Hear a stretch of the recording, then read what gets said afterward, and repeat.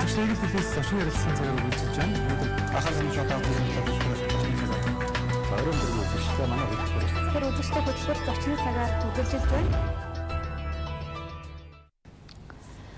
За, шүүхийн тухайн хуулийн шинжилсэн найруулгын төсөл олонний анхаарлын төвд байгаа энэ цаг мөчид бид уг хуулийн төслийг оруулж ирсэн ажлын хэсгийн гишүүн, улсын хурлын гишүүн энх баяртай яг одоо ярилцах гэж байна. Тэгэхээр байнгын хорооны хилцүүлэг дээр ч тэр, за улсын хурлын чуулганы хилцүүлэг дээр ч тэр хонглоо нураалгахгүй гэсэн аль эсвэл та нар шүүгчдээсээ санал авахгүйгээр төслөө оруулаад ирчихсэн юм шиг ийм уур амьсгал төрүүлсэн хилцүүлгүүд нэлээд өрнөлөө. Та бол хуулийн төслөө цээжээр хамгаалж байгаа. Би бол хонглоо нураа нь улс төрчдөөс болоод шүүгчдээс өөрсдөөс нь хамаарч байгаа энэ тогтолцоог би өөрчлөнө л гэж зүтгээд байгаа хүний нэг шүү дээ, тэ. Тэгэхээр та бүхэн хуулийг оруулж ирэхдээ яг шүүгчдээс жишээлбэл санал авсан юм уу? Зарим улсын хурлын гишүүн болохоор нуухыг нь авах гээд нүдийг нь сохолж байгаа юм байна. Хуулийн төсөл байна гэсэн байр суурь дараа илэрхийлэгдээд байна шүү дээ хэлцүүлгүүдээр чинь. Тэгээ энэ шүүхийн тухай хууль бол шүүхийн ерний реформ нэг сүүлийн 10 жил ер нь хэдвэтэй яригдж байгаа. Энэ сэдэв бол 2012 онд шүүхийн 4 хууль шинжилж баталж ирсэн. Тэр үед мөн л одоо бас энэ шүүхийг хараад ус болгоно. Одоо гэдэг зарчмаар баталж ирсэн. Харамсалтай нь маш олон за бараг 30-аад суур шинжтэй нөгөө реформинг гэж хэлж байгаа шинжиллийн бүх үзэл санаанууд үндсүүлийн цэцээр очиж нурж унж ирсэн. За тэр үед магадгүй зүгээр одоо хэлж байгаа хүмүүсийнх нь яриагаар бол хэдийгээр шинжилгээ хий гэжсэн гэсэн ерөнхийлөгч яг баталсан хойно өөрийнх нь бас эрх мэдлүүд байхгүй болчлоо гэж улсын дээд шүүгч өөрсдийнх нь бас тэр доошоо удирддаг, нөлөөлдөг тэр юмнууд нь адаг болчлоо гэдэг. Нөгөө дээд шүүгч нь цэцэд бас 3 төлөөлөлттэй байдаг байхгүй. Тэгэхээр тэр нөгөө схемээрээ дамжуулаад бас нэлээд бодлогын реформуудыг унгаж ирсэн гэдэг ийм бол дүгнэлтүүд бол байдаг юм. Тэгээ дүгнэлтүүд гэж ярихаар яг энэ нэг миний хвч хууль биш л дээ. Энэ би чиний бодоод орцсон чинь баахгүй ажлын хэсгэл ахалж байгаа. Энэ 2020 оны 4 сар засгийн газраас өргөн баригдсан хууль Нямдар цайдын өргөн барьсан хууль шүү дээ. Төсөл. Тэгээд яг энэ төсөл улсын их хурл дээр хэлцэгдэх шатанд бол нэлээд үзэл баримтлалын хувьд ер нь нэлээд олон тийм заалтууд хөндөгдөж өөрчлөгдөж байгаа юм. Энэ гол үзэл санаа нь яагаад вэ гэхээр би бол хэлээд байгаа хоёр үндсэн зарчмыг л баримтлсан. Нэгдүгээр нь Монгол улсын үндсэн хууль түүний үзэл баримтлал, үзэл санаа ердөө хуулиар амлах хэрэгтэй. Тэгэхгүй бол энэ 92 оноос хойш л одоо үндсэн хуульд бол байгаа шүү дээ. Одоо шүүх эрх мэдэл бий даасан байна, шүүгч хараад байна гэдэг одоо тэр өгүүлбэрүүд бол байгаа. Гэхдээ хуулиудаар хийхдээ нөгөө томилж байгаа албан шалтгаан буюу ерөнхийлөгч нөгөө улс төрөд нөлөө өгөх этгээдүүд эсвэл одоо нөгөө дээжтний шүүгч юм уу ерөнхий шүүгчдээс нь хэд хамааралтай хэд нөлөөлөх болцоотой ийм одоо босоо удирдлагын тогтолцоог өнөөдөр шүүх системд нэвтрүүлсэн. Тэрнээсээ болоод энэ шүүгчнэр томилгоо нүртэл их цус ойрцдог, чадамжгүй болдог, шийдвэрүүд нь одоо тийм ойлгомжгүй тодорхой бус байна, нөлөөнд байна гэдэг ийм юмыг бол одоо би яриад байгаа юм шиг бүгд яриад байгаа. Хоёрдугаарт энэ судалгаагаар ч гэсэн тэгж гараад байгаа. Шүүгчд өөрсдөө нэрийг авахгүйгээр хийсэн судалгаагаар ч гэсэн үндсэндээ нэг 70 орчим хувь нь одоо томилж байгаа албан шалтгаан буюу ерөнхийлөгч болон дээжтний ерөнхий шүүгчдийн нөлөөлөл маш их байгаа гэдэг ийм дүгнэлт өгöd байгаа хгүй өөрсдөө тэгж бичиж өгöd байгаа. Тэгэхээр энэ ч өөрөө бодтой болчиход байгаа. Тийм учраас энийг бол бүхэлд нь яг зүгээр хонгол гэж нэг одоо нэрлээд байгаа. Хонгол гэж яг энэ пирамид тогтолцоо. Шүүгч ч нэг өөрөө шүүгчдээсээ ч хараад бус байх хэвээр, бидаа шийдвэрээ гаргах хэвээр, гацгүй хууль захирагдах хэвээр байдал. Хуулиас илүү одоо нэг албан тушаалтанд дур зорго, ашиг сонирхолд хөтлөгдөж шийдвэр гаргадаг ийм шүүхтэй болчиход байгаа. Энийг шүүхтэй болчиход байгааг бодиттой илэрхийлэл манай улс чинь энэ шүүхийн хараад ус байдлаараа дэлхийд одоо араасаа 20 жагсаж шít. 140 усаас 120. Тэгэхээр энэ өөрөө ингээ бодиттой болцсон. Тийм учраас хууль эрх зүйн одоо шинжилгээг бол зүгээр нэг тийм тунхагийн төдий биш. Нэг одоо нэг тийм хүн таалагдах төдий биш. Ийм одоо суур реформыг цогцоор нь хийх шаардлага гарсан. За энэ шаардлагыг одоо хийхдээ бол гол нь судлаачдын одоо шинжлэх ухааны үндэслэлтэй тооцоо судалгаанд үндэслэж хийх хоёр дахь зарчмыг өрнөлдсөн. Ер нь ажлын хэсгийг ахалж ажиллаж байхад бол маш олон эрдэмтэд тэр байтугай шүүгчнэр орсон. Улсын дээд шүүхийн 4 шүүгч манай ажлын хэсэгт байгаа шүү дээ. Анхан шатны шүүгч байгаа, давзаалдах шатны ерхий шүүгч нь өөрөө байгаа. Ингээд тэр шүүгчдийн одоо маш их практик туршлага юмнууд бол энэ одоо төсөлд бол бас орж байгаа. Зүгээр нэг 2-3 зарчмын шинжтэй асуудлыг л одоо ажлын хэсгийн төвшөнд бол үнэхээр хүлээж авах боломжгүй гэж үзэж байгаа. Ягаад тэгэхээр энэ саяны хэлж байгаа нөгөө нэг нөлөөллийг үгүй болох тэр чиглэлийн яг эсрэг саналуудыг гаргаад байгаа юу? Одоо байгаа бүтцээ хадгалах гээд байгаа учраас тэгвэл бид нэр энэ реформыг яах гэж хийж байгаа. Та хэдийн саналыг одоо авах юм бол энэ одоо шүүхийн шинжилэл гэдэг юм чи хийж байгаа үнц нь утга учир алдагдах гээд байгаа учраас энэ дээр бол хатуу зогсоод тэгээд одоо цаашаа нөгөө ухрах зам байхгүй. Ард нөгөө өөр ямар ч ухрах зам байхгүй. Урагшаал юм. Шүүх бол хонгил гэж та олон удаа хэлж байна. Энийг ч одоо жирийн одоо халаасны хулгайн хэрэг дээр хүртэл шүүх яан шийддэг. Гэтэл төсөөс олон тэрбум төгрөг идсэн хүн яан шийддэг. Эсвэл бол яг ижил хэрэг дээр оруулчаад зарим хүнд нь өөр ялганоочдөг, заримыг нь бүр хүн дээр шийдэгчдэг.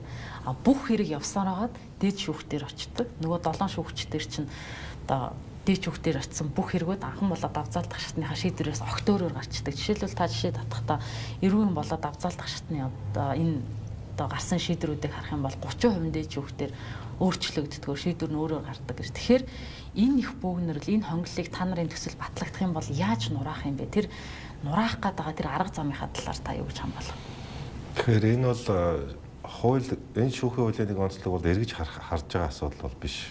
Ер нь эргэж хараад байвал урагшаа алхаж чаддгүй тийм ээ.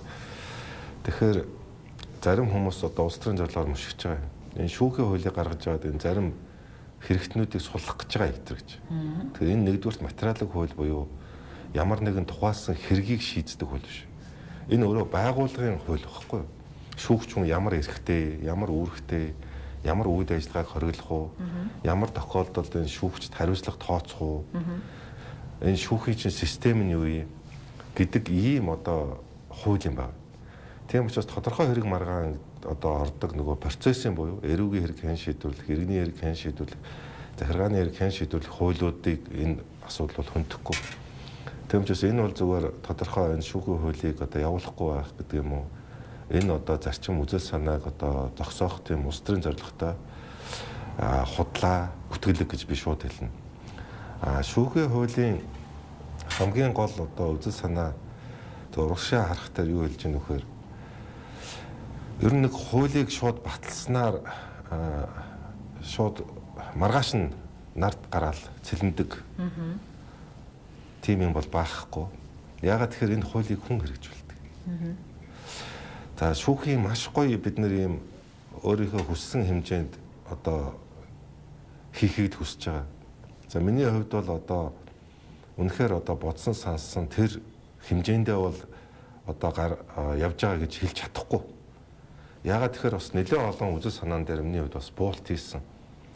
Ягаад тэгэхээр ч өнөө амаргүй шүү дээ. Маш олон одоо сонирхол, маш олон одоо хувь гишүүдч бай, одоо тэр шүүгч бай, одоо тий ерөнхийлөгчч бай. Ингээд маш олон ийм сонирхлууд энд орж ирж байгаа учраас нөгөө гол үзэл санаагаа одоо авч явахын тулд зарим асуудал дээр одоо буулт хийхээс аргагүй ийм одоо нөхцөл байдалд орж ирж байгаа. Тухайлбал одоо миний хувьд улсын дээд шүүх тусдаа шүүхийн ерөнхийдөө зөвлөлөөс тусдаа бие даасан өөрөө төсвөө мэддэг. Дээд шүүхийн ерөнхий шүүгч нь өөрөө тамгын даргаа томилдог. Сургалтын одоо хүрээлэн дээд шүүхийн харьяанд байлгадаг гэдгийг бол би эсрэг байсан. Яагаад тэгэхээр сургалтаар дамжиж нөгөө шүүгчдэд нөлөөлдөг ийм одоо бидэнд тохиолдсон түүх байгаа юм. Тийм учраас иймэрхүү асуудлуудад жишээл би эсрэг байсан ч гэсэн нөгөө гол амин сүнс гэдэг юм а тээж авчихын тулд зарим асуудал дээр одоо буулт хийж л таарч байгаа. Тэгээ улс төрөл юм болохоор тэгжээж ингээл бас явж байгаа юм. Энэ бол амаргүй процесс явж байгаа. Тэгээд одоо энэ хууль батлана гэдэг бол одоо дөнгөж гараа. Хууль эцлэгдээд батлагдлаа гэж бодоход бол цаашаа маш олон хүчин зүйлээс бас хамаарна. Энэ хуулийг чинь хүн хэрэгжүүлнэ. Өөрөөр хэлбэл одоо байгаа шүүгчд хэрэглэнэ. Тэгэхээр энэ хүмүүс маань яг энэ шинэ үзэл санаа, шинтгэл бас сэтгэл зүйн хувьд мэдлэг боловсрол ур чадварын хувьд бэлэн байна уугүй.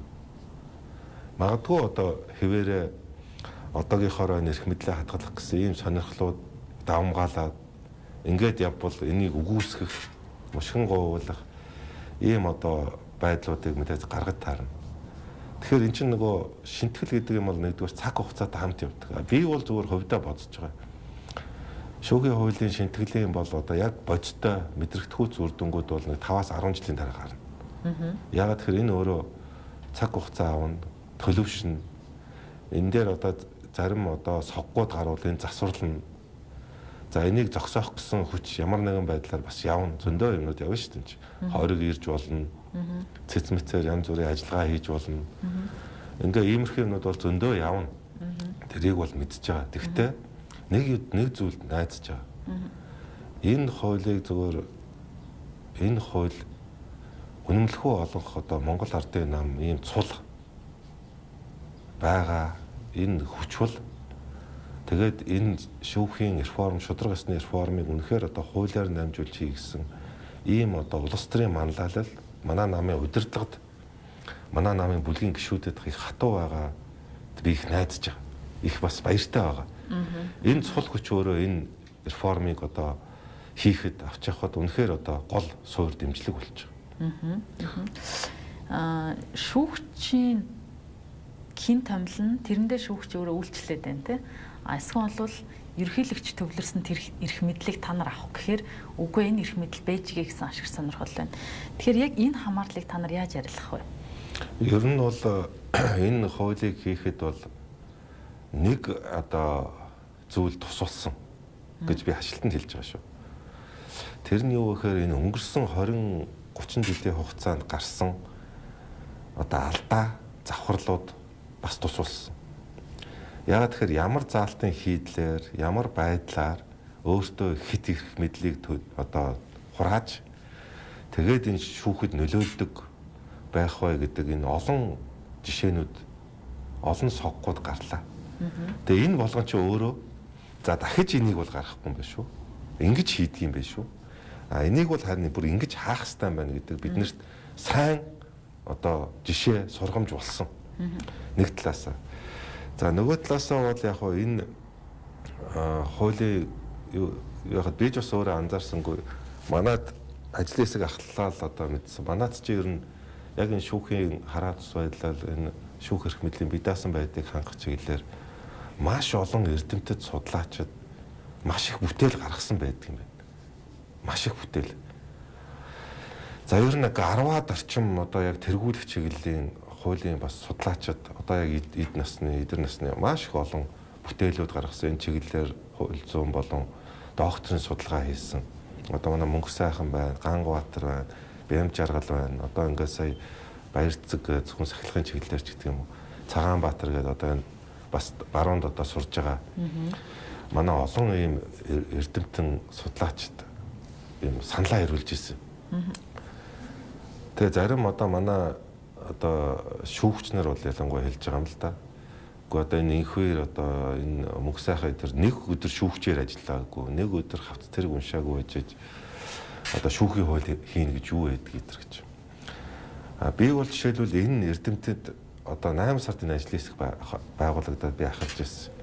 Тэгээ энэс хойш 2-3 сарын хугацаанд юу хийсэн бэ гэхээр энэ олон эрдэмтдийн судалгааны тэр хийсэн бүтээлүүдийг уншсан.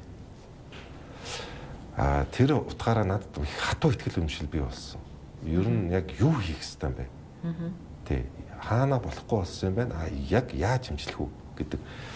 Тэгээ ямар дүгнэлтэнд хүрсэн гэхээр за энэ бол ер нь одоо ангаахаар бол зүгээр нэг шархвал биш юм байна. Энэ бол бүр хор тавдар болсон юм байна гэдэг нэгдүгээр дүгнэлт хийсэн. Хоёрдугаарт нэгэнт хор тавдар хийсэн чинь энийг зүгээр нэг марл бинтээр ороогоод нэг тос түрхэд эмчлэх асуудал бол биш болцсон юм байна. Энэ бол шууд хүнд хэлбэрийн хаалгаа хийх хэрэгтэй юм. Метастаз хийх хэрэгтэй юм. Тэгэхгүйгээр энэ өөрөөсөө эмчлэгдэхгүй мэн гэдэг дүгнэлтэнд хүрсэн. Тийм учраас ийм цогц хэмжээний одоо нөгөө анх өргөн барьснаас ихээхэн өөрчлөлтсөн гэдээ яриад байна шүү дээ. Ийм цогц хэмжээний одоо өөрчлөлтийг одоо ажлын хэсгээс бол санал боловсруулсан. Одоо би саяны хэлж байгаа энэ эрдэмтдийг одоо залуу судлаачид энэ хүмүүст биш. Тэр хов хүнд нь биш. Тэр хүмүүсийн бүтээл, тэр хүмүүсийн шинжлэх ухааны судалгаа, тэр хүмүүсийн дүгнэлтэнд итгэсэн. Тий, дүгнэлтэнд итгэсэн. Тийм учраас би хэлээд байгаа. Энэ бол судалгаа шинжилгээнд суурилсан төсөл болж байгаа гэдгээр. Судалгаа шинжилгээнд суурилсан гэхээр хүмүүс ярьж магадгүй. Энэ зүгээр нэг онлын агаарын одоо амьдралаас хол юм. Амьдралаас хол. Үгүй. Судалгаа шинжилгээч дандаа амьдрал дээр хийж байгаа. Дандаа хууль хэрэглэн дээр хийж байгаа. Хууль дээр хийж байгаа. Харьцуулсан байдлаар хийж байгаа. Тийм учраас хаана хамгийн одоо үр дүнтэй хараа тус шилдэг шүүгчнэр сонгогдож ажиллаж байна вэ? Хаана тэр шудраг ас байна вэ? Одоо энэ Америкийг харалтаа ерөнхийлөгчийнхөө эсрэг хүртэл шүүх нь эсрэг зогсож чадж байгаа. Тэр шүүгч нь. Тийм хүчтэй эрх мэдлийн эсрэг хүртэл зогсож чадах ийм дархлаатай ийм хараа тус ийм бие даасан одоо шүүхтэй болохыг хүсэж байгаа байхгүй.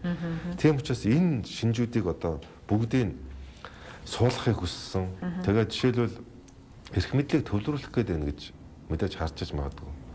Эсвэргээрээ ерөнхийлөгч улсын их хурл засгийн газарт одоо энэ шүүх эрх мэдлийн хараа тус байдалд халтдах юм бол бие даасан байдалд халтдах юм бол үндсэн хуулийн цэцээр ордог, бусад шүүхээр ордог, эргүү үүсгэгдэж шалгагддаг, огцордог ийм хариуцлагуудыг одоо бичиж байгаа байхгүй бүр процессчул.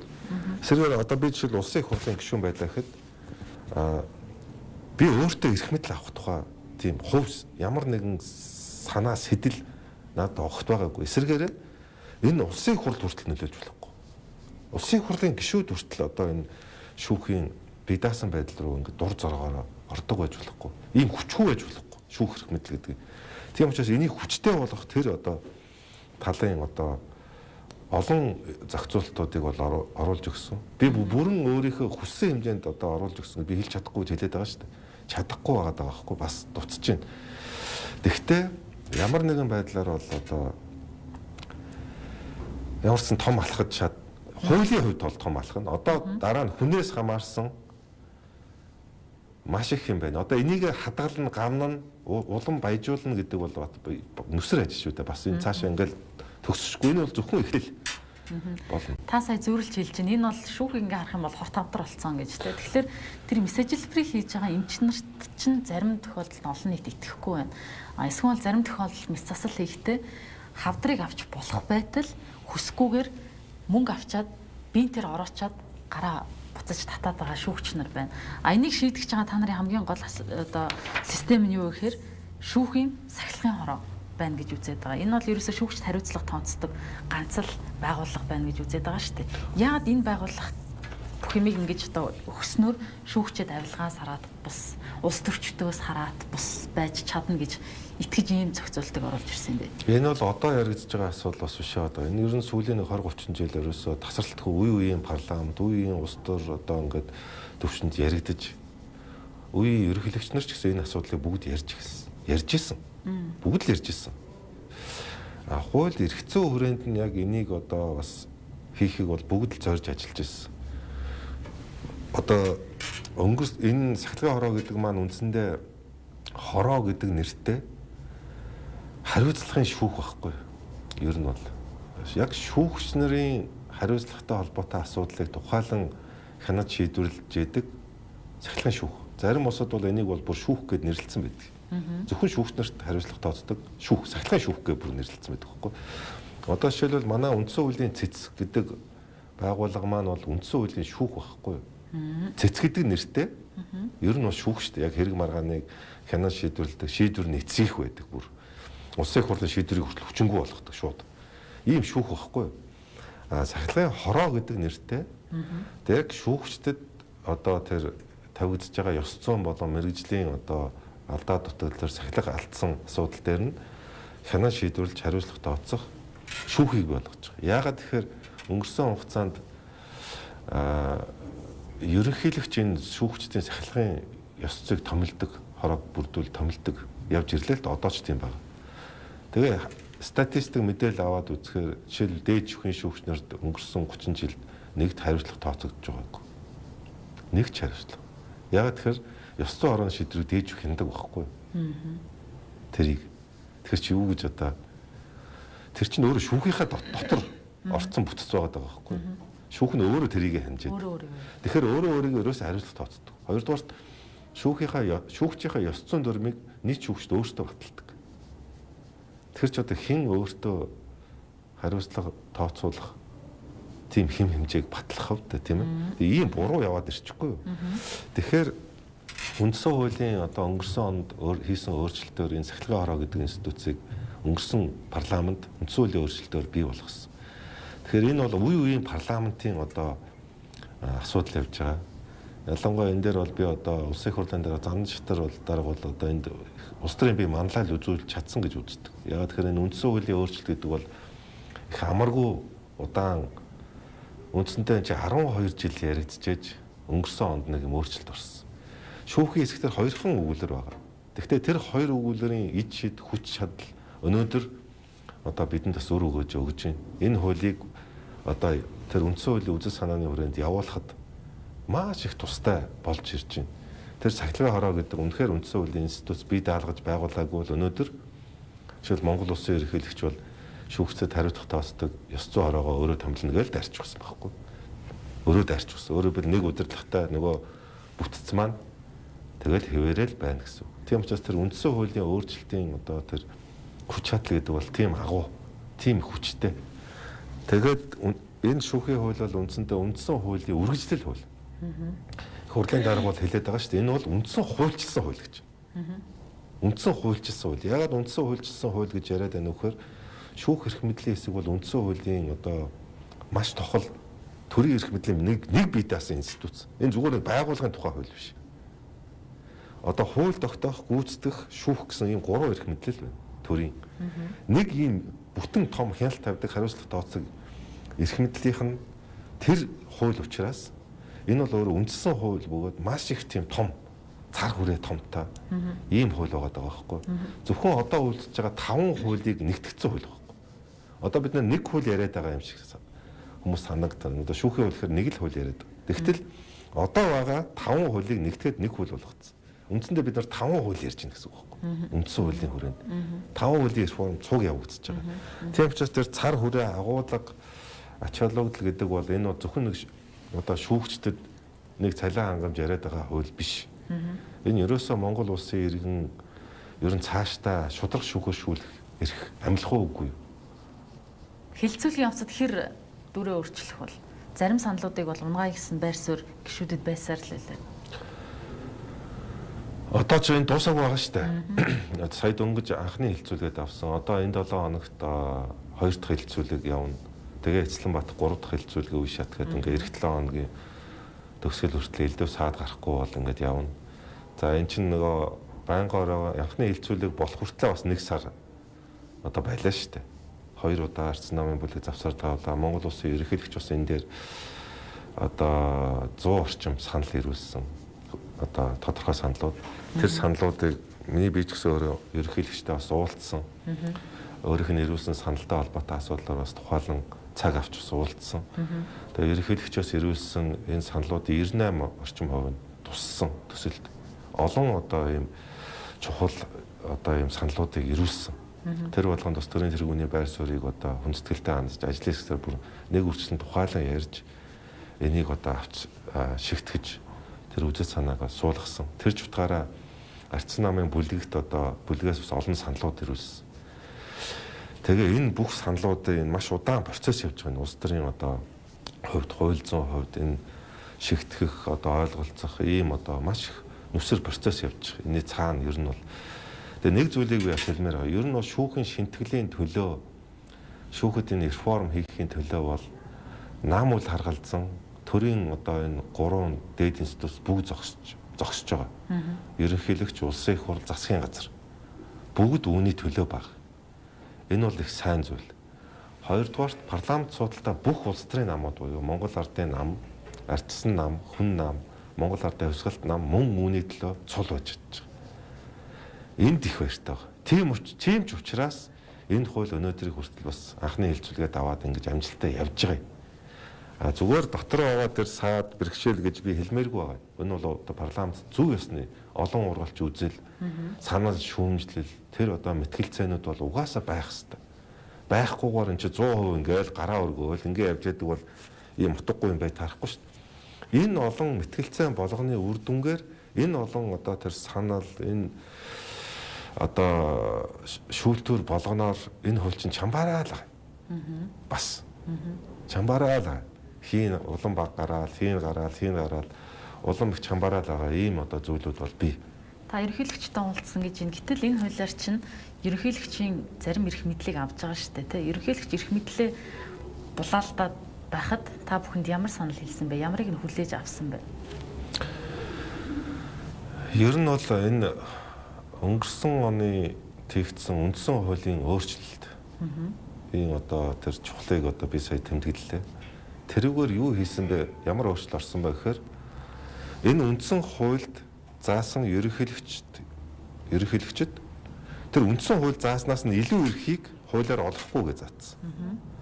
Тэгэнгүүт үндсэн хууль ерөнхийлөгч шүүх эрх мэдэлтэй холбоотой ямар эрх мэдэл байгаа гэхээр бүх шатны шүүгчийг томилох, улсын дээд шүүхийн ерөнхий шүүгчийг томилох гэдэг л эрх байна. Тэгэхээр тэрнээс бусад бүх эрхүүдийг ерөнхийлөгчд одоо хуулиар олохыг угаасаа үндсэн хуулиар хоригдсон. Тэгэхээр нөгөө бүх шатны шүүгчид, шүүхийн ерхий зөвлөлийн томилгоо, сахилгын хорооны томилгоо нуудад Монгол улсын ерөнхийлөгч одоо өөрөө оролцох боломж өөрөө үндсэн хуулиар хаагдсан байхгүй. Тийм учраас нөгөө үндсэн хуулийг тэр давж Монгол улсын ерөнхийлөгч бол тодорхой санал гаргах одоо ийм боломж бол одоо байхгүй болсон.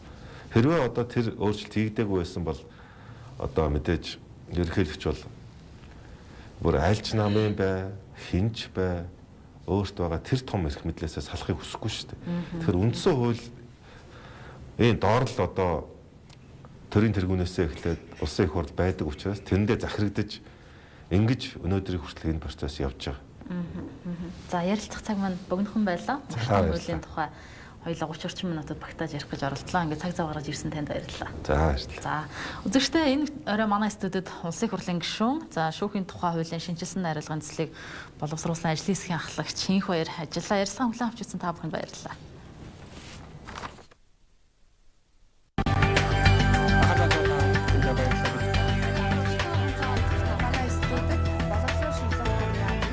Шийдэл хэлээс зочин ярилцсан цагаар үргэлжилж байна. Анхаарал хэмжээ одоо